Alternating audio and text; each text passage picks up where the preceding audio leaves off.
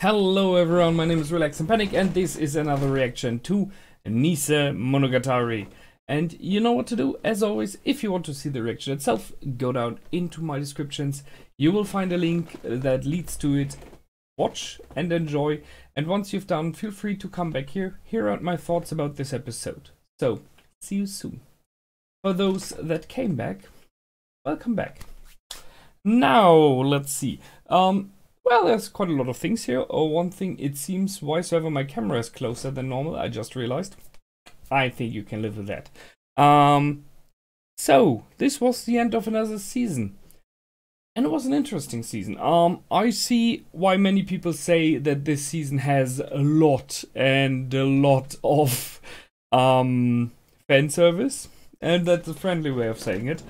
The fan service was partially very close on the edge. I mean, or even past the edge in some cases, I think. But I can see, well, let's just say it's weird from time to time. This episode was interesting because it brought in a lot of insight on background stories of characters. In this case, the three that we just learned were classmates. I didn't see that one coming. But it makes sense. First, however, we started off with a definition of the phoenix in this world. And that is a different one, a very different one. So it is perceived as being like a cuckoo. Which is a bird which, by the way, is from, well, lives in my country as well. So it's a bird that lays, as was described, eggs in other nests, pushes out the original eggs, or at least some of them, so that its own children are raised by other mothers in the end, so breeded out by others. So the phoenix here lays himself, when he dies, into the womb of a woman and is reborn as the kid of this woman. It is interesting. It's a nice idea. I like it. It makes sense, but I really don't see a reason why they want to kill it. I mean, as far as I understood, it does not replace the kid that is inside the woman already. Instead, it just puts itself in. Maybe I misheard that.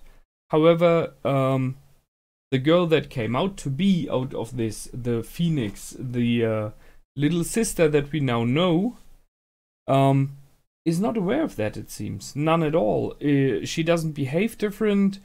She acts like a more neither normal human being. And so I don't see a reason why you would have to kill her. Not really. So I'm completely on the side of Aragi here, who says, I will defend my sister. I don't allow her to die. I will not allow them to kill her. So it's a strange thing. Let's go. Let's see. So he lied a little bit to his big little sister, to Karen, about what happened. I mean, what do you want to say? So there was this woman, and birds are loud. I'm sorry. So there's this woman, and she had like a little supernatural thing with her, and she punched through our house. Oh, by the way, she killed your sister? No, I guess not. So he lied, saying there was a truck, possibly. Question is how he will get around that later on. I mean, who pays for the repair and everything? But he pointed out the one important question, and I like the fact that he did this like instantly. He really hadn't had to think about it very much. He simply asked Karen, would you die for me? Which is a strange question. I mean, if my sister would ask me if I would die for her, I would be like, what's going on? I mean, yes, you're my sister, but what's going on? She didn't ask that, she simply said yes. Would you die for your sister? Yes, she would. That's the important thing. Would you die for your little sister? He said he would do the same. That's the one thing. So he knows he will fight to the end for her. And I believe that if you would ask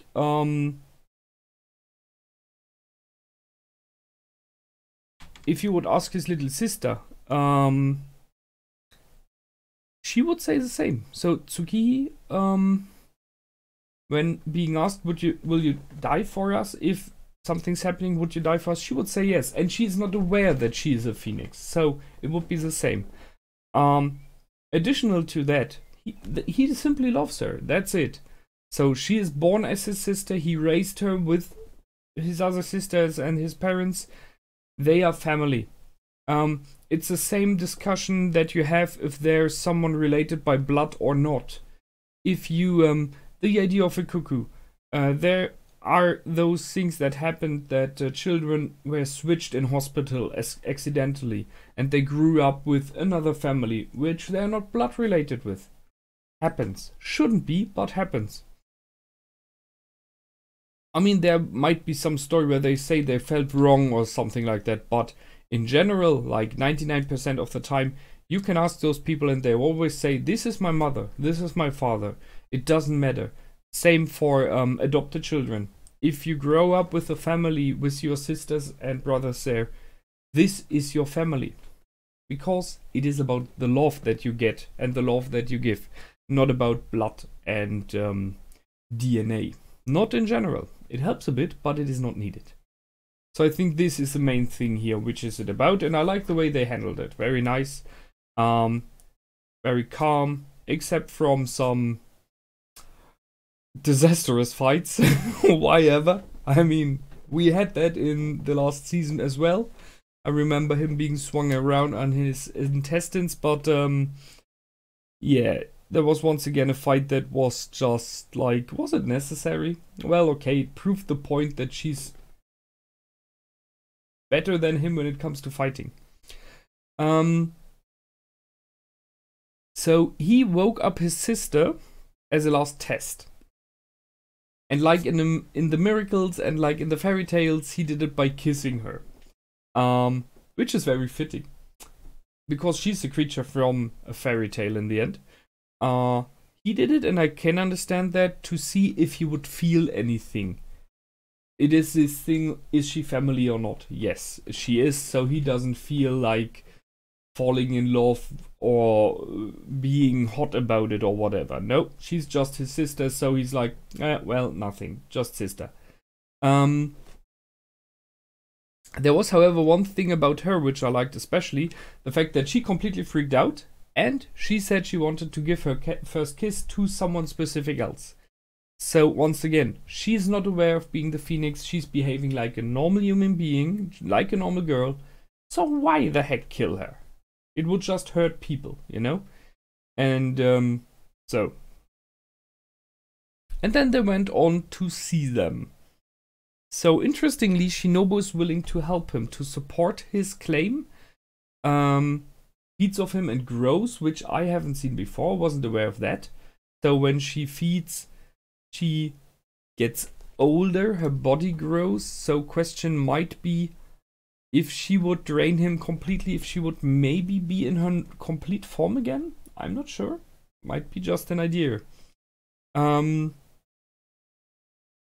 And the reason why she helps him is because she doesn't like the sun, and the moon helped her in the past, so I think it is a little bit of, yeah, okay, wishy-washy here, but in the end she may either like his sister as well, or see that he has a point. Or she just wants to help him. So they came along, they had a little chat, who will fight who. I think both options would have been interesting, but in the end it was pretty clear that it would be human against human and abomination against abomination. And then, well, we had these very entertaining moments. I mean, it was just stupid.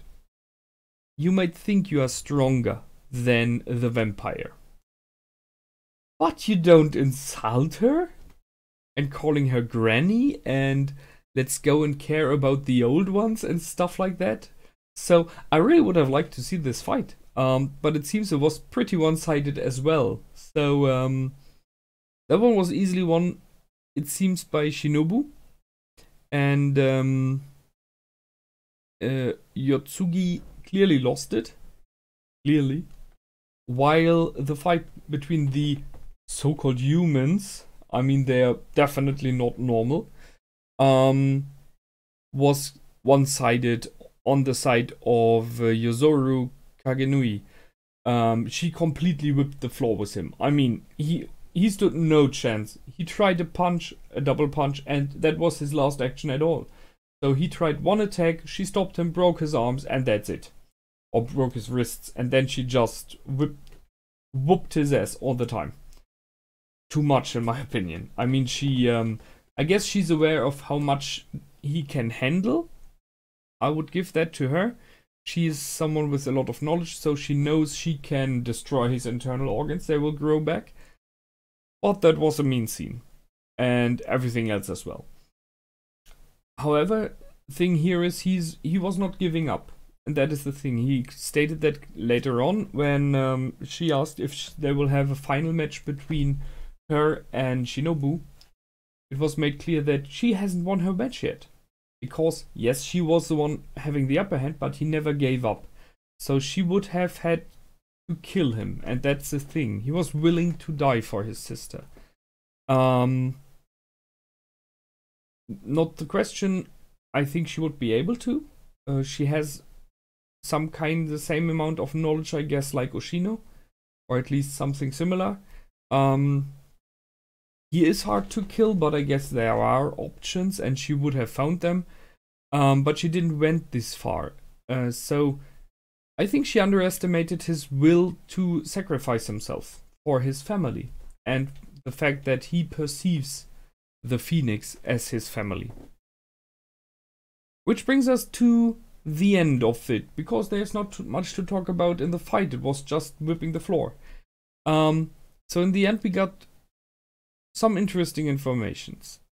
So her and Oshino Meme and Kaiki the Dead Tree were classmates, which is interesting. And they were in a club together with someone with an, as they said, upperclassman. So maybe we will see a fourth member of this club in the future. And seeing that he's an upperclassman, I guess he's older than them. So that will be interesting as well. So that one got me interested already. I will talk about that a little bit later on. And then she went on bragging about why she wants to kill his little sister, saying that thus she's a fake sister. She's not allowed to live because it's the people just don't know she's fake, and if they would know, they would handle her differently. And I think this is where she might be wrong. She says you're not allowed to force your ideals on others. But by doing what she just does, that is exactly what she is doing. Because she forces others to accept the loss of a member of the family without them knowing what has happened. I mean, if she would kill Tsuki, the question is what would happen. But in the end, she would be gone. She would either be missing completely or you would find a dead body.